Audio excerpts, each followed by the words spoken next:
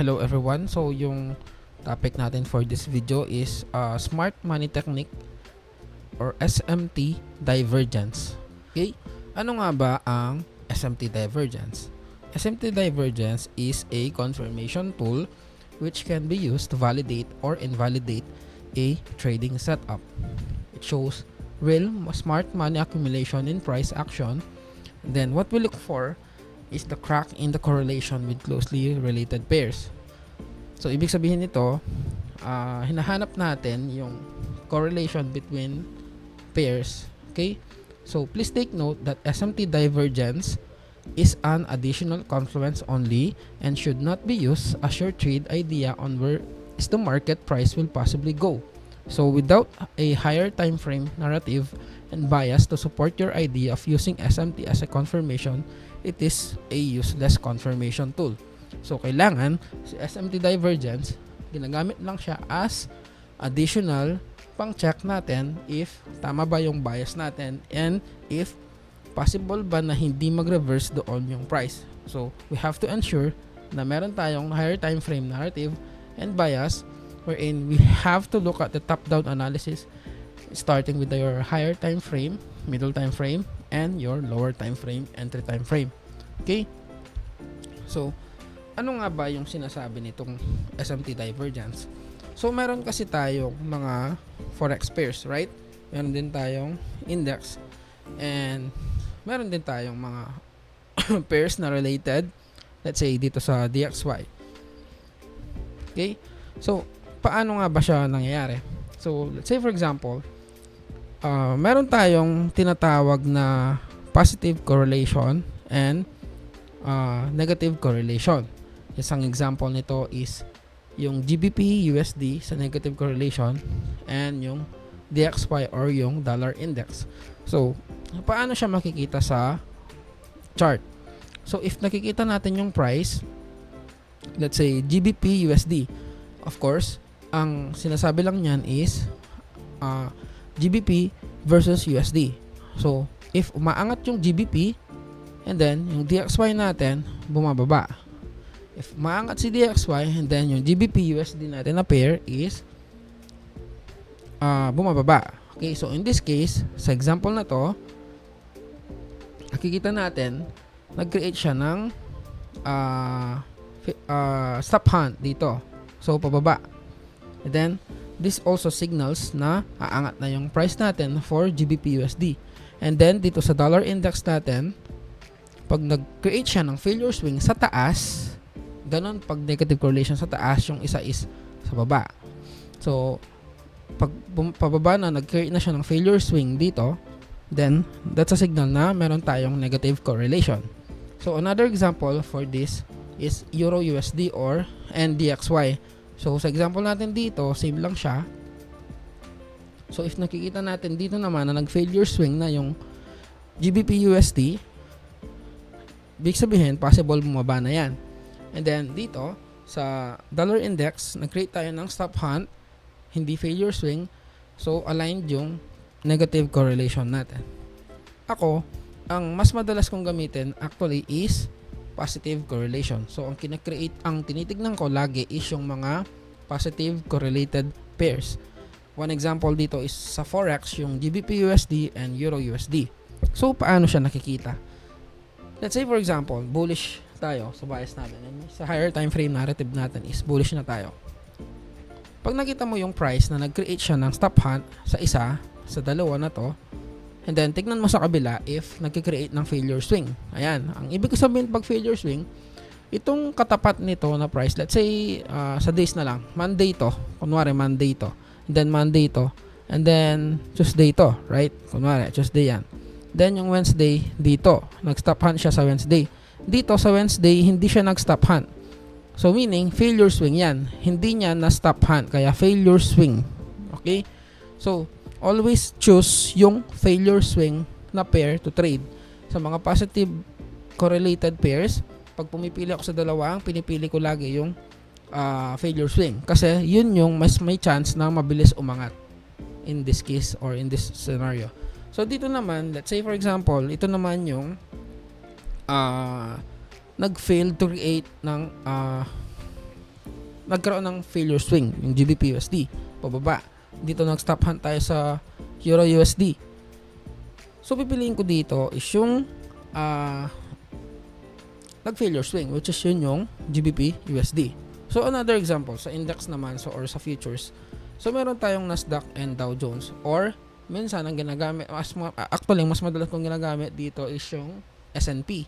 So, pwede rin si Dow Jones kasi yan yung capacitive correlation ng Nasdaq. So, paano siya nag-work? Same lang sa nangyari doon sa GBP USD and Euro USD natin. So, dito, pwede kasing mag-create ng failure swing si Nasdaq. Let's say Monday to, Tuesday, Wednesday, Monday, Tuesday, Wednesday. Dito nag-stop hunt siya, dito hindi siya nag-stop hunt. So, dito, around this area, pwede tayong mag-entry dito sa FVG na to or dito sa breaker around this area. Or, in this case, hindi siya breaker, magiging mitigation block siya. Dito naman, breaker siya kasi meron tayong stop hunt. So, dito yung entry natin. Pwedeng dito sa FVG rin. Okay? So, paano naman sa crypto? Same lang. Si Bitcoin and Ethereum, positively correlated pair yung dalawang yan. Same sa Euro USD, GBP USD, and Nasdaq and Dow Jones. So, ang isa magki-create either way, either sa dalawa, basta hindi sila parehong mag-stop hunt. Pag parehong mag-stop hunt yan, and then wala tayong SMT. Kasi yung isa, pababa, yung isa paangat yung divergence. So, ang kukonek natin dito, ito, Monday, Tuesday, Wednesday. So, meron tayong stop hunt, so pababa. Sa Ethereum, nagkaroon tayo ng failure swing Monday, Tuesday, Wednesday. Hindi tayo nag-stop hunt, so paangat. Ibig sabihin, naangat na yung price natin. Ganon yung correlated assets natin. Okay? So, paano yung example natin sa chart dyan? Meron tayong additional example charts pa sa mga next slides natin. Okay? So, dito, GBP USD. So, anong nangyari dito? Ayan, meron tayong wait lang ito is GBP USD and Euro USD. Okay? GBP USD to, Euro USD to. Kung titignan nyo, meron tayong mga confirmation na bearish na tayo. Kaya tumingin tayo ng SMT pababa. Okay? So, dito, kung titignan nyo, around this area, pababa yung line natin. So, failure swing yan. Dito, paangat, nag-stop hunt yan. So, yung entry natin around this area, pero, kung pipili ako ng pair na iti-trade, either sa dalawa, pipiliin ko yung failure swing. Bakit? Kasi yan yung may weaker, yan yung weaker asset natin. Ito is a stronger asset. So, tandaan mo, yung failure swing, always yun yung pipiliin. Mapa-bullish man yan or bearish. So, paano natin pipiliin yung, paano ko nasabi na dapat yung pipiliin ko is yung weaker asset? Since bearish tayo, ibig sabihin yung mas mahinang asset, yun yung mabilis bumaba. Okay? So, sa stronger asset naman, sa bullish naman, pipiliin natin yung stronger asset. So, alin yung mas mabilis umangat? Yung may failure swing, meaning, yun yung mabilis umangat. So, ang pipiliin natin to trade is yung Euro USD. Ito is GBP USD. Okay? Clear ba? If mayroong questions, just let me know. Mag-chat kayo. Laging open yung chat ko to answer your questions. Okay? So, dito naman sa Nasdaq. So, meron tayong Nasdaq dito sa left and Dow Jones dito sa right. Okay? Since bullish tayo, alin yung pipiliin mo sa dalawa na i-trade? Yung Nasdaq ba or yung Dow Jones? Siyempre, itong Dow Jones, right? Kasi ito yung may failure swing, meaning, pag bullish tayo, ang pipiliin natin yung stronger asset. So, yung stronger asset, yun yung nagfa-failure swing. Mas pinipili niyang umangat ng tuloy-tuloy instead of mag-take muna ng liquidities below, then dun palang umangat. Dito naman, so bearish tayo, alin yung pipiliin natin? Yung weaker asset. So, kung ito yung Nasdaq, ito yung Dow Jones, pipiliin ko na ang weaker assets since bearish yung bias ko. Okay? And then, so ito trade natin yung may failure swing which is a weaker asset on a bearish scenario. Okay? So, another example. Ito is yung pinredict ko days ago ata to. And, so ang comparison natin dito is yung BTC and ETH. So, ang naging bias ko dyan, bearish. Ang prediction ko dyan is bearish. So, paano ko siya tinrade? Kung titignan mo, meron akong confluence na meron akong breaker block around this area. Then meron din akong breaker block around this area. So yung breaker block dito, ito, medyo hindi lang na usog yung tawag dito, yung box. Okay? So, meron kasi ako stop hunt dito kaya nagka-form tayo ng breaker block. So yung entry dyan around this area or yung retracement nito. Okay?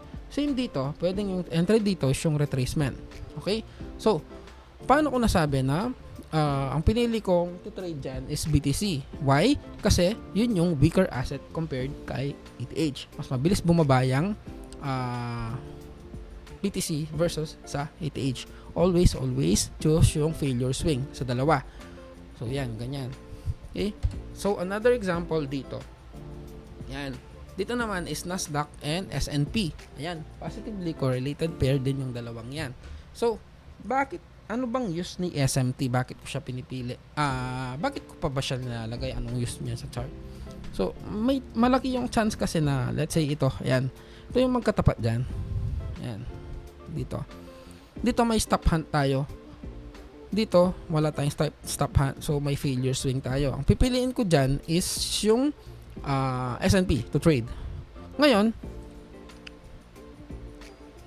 ano ba mag-drawing dito? Ayan. Yung price kasi, kung mag-retrace man yan pababa, hindi yan naabot hanggang dito sa line na to. Kasi, protected lows yung mga yan. Kahit ito pa yung pinili mo na i-trade, itong asset na to, yung Nasdaq, protected yung low na yan.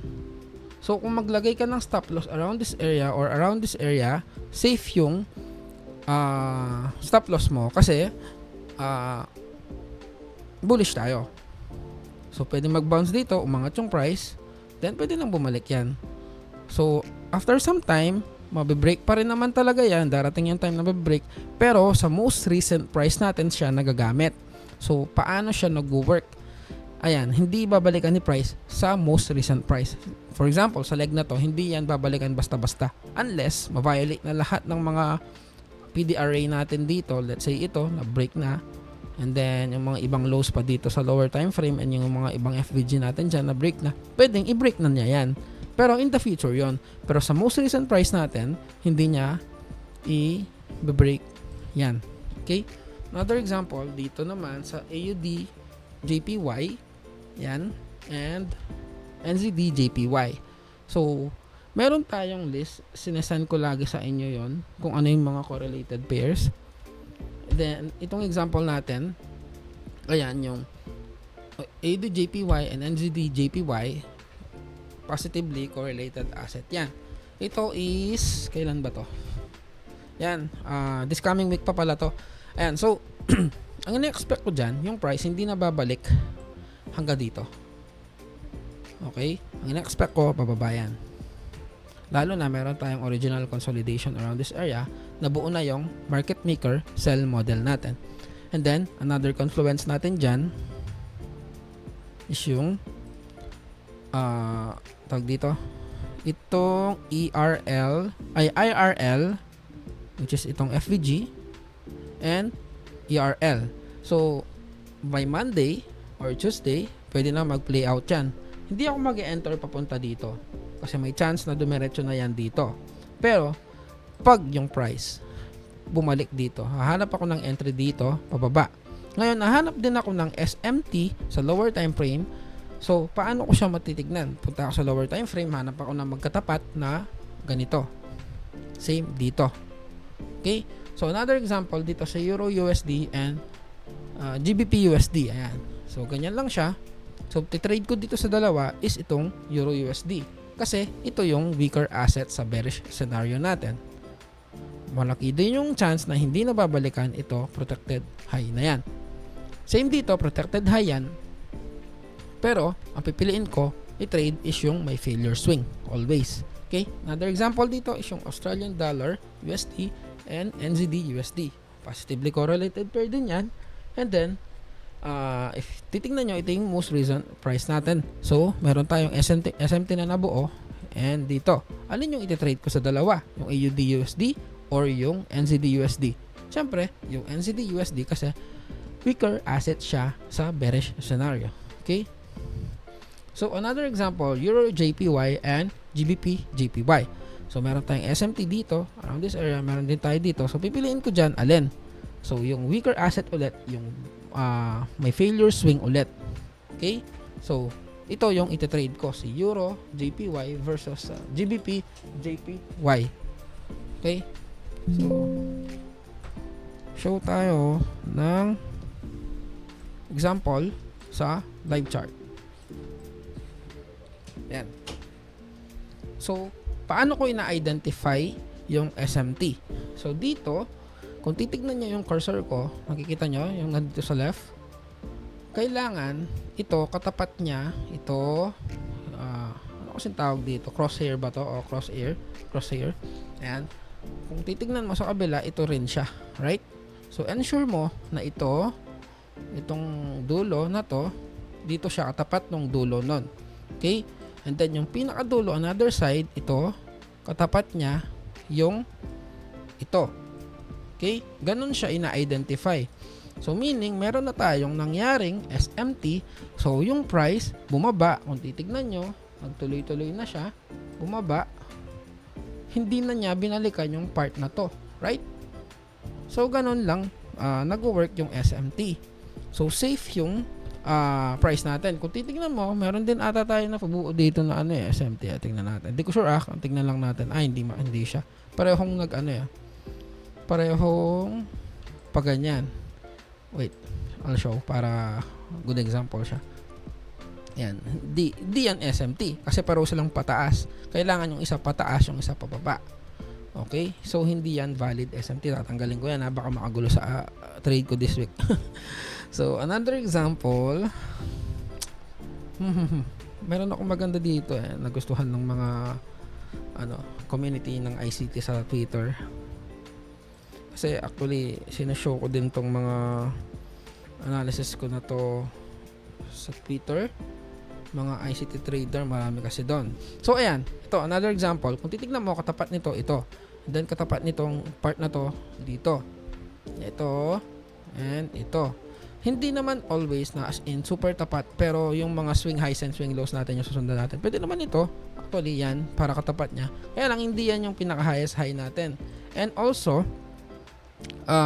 valid na rin naman to since kahit ito naman sa dalawa yung pipiliin mo, SMT pa rin naman yan, failure swing. So, ano yung pipiliin kung i-trade sa dalawa na to? Si NZD, USD. Kasi, yan yung weaker asset sa bearish scenario natin. Okay? So, ano pa ba? Another example. Ano pa ba yung in-analyze ko dito? I think this one, AJPY. Halos ano kasi tayo ngayon, bearish This coming week, halos bearish yung mga analysis ko. Yeah, this one. Ayan, ang ganda Ayan O yan, kung titignan mo, ayan, katapat nito yung sa kabila, which is ito. Ayan, dito. And then ito, katapat niya, itong dito. Right? So, ganun lang si SMT. Additional confluence lang siya. Pero super laking bagay niya. Lalo na pag halimbawa, let's say, ayan, dito ako, sa 15 minutes ako niyan pupunta. So, ayan. Tignan natin, baka meron na palang nag-form ng SMT around this area. Hindi ko pa natignan yung lower time frame to be honest. Ayan. Okay. So, ayan. Tinignan ko lang katapat. Ayan. Hindi siya SMT. Wala akong nabuong SMT. How about here? Wala. So, most probably, mag-form yung SMT natin once mag-tap tayo dito. Pag nag-create na tayo ng mga failure swing and so, ang in-expect ko dyan, mag-create siya ng parang ganito. Hindi ko sure alin yung hindi ko sure alin yung mag-create ng failure swing and mag-stop hunt. Pero, most probably, ganyan yung mangyari. Yung isa, ganyan. So, meron tayong paangat na ayan, SMT. Sa kabila, mag-create siya ng ganito. Ayan. Ayan, ganyan siya. Titingnan mo. So, kung katapat niya ito, ayan, failure swing siya. So, hanap na tayo ng entry around this area. Dito naman, dito. Ayan. Dito. So, ayun, ganun lang siya. I hope na-gets nyo. I know sa una, medyo hindi siya ganun kadali maintindihan pa. But then, you can always ask questions. And also, after this topic, i-practice nyo sa chart. Try to look for SMT only for now. And then, over time, over practice, over time na pag-execute nyo, masasanay kayo, and magiging madali na siya. Actually, tinry ko yung indicator na tinanong nung isang student. Hindi siya ganun ka-okay. Hindi ko siya gusto. Hindi siya nag-work ng maayos. But then, you can use it as a guide. But then, hindi siya ganun ka-accurate. Mas okay pa rin yung eyes natin sa pag-identify ng SMT divergences. Okay? Yun lang. Medyo mahaba yung video na to. Thank you so much. Bye!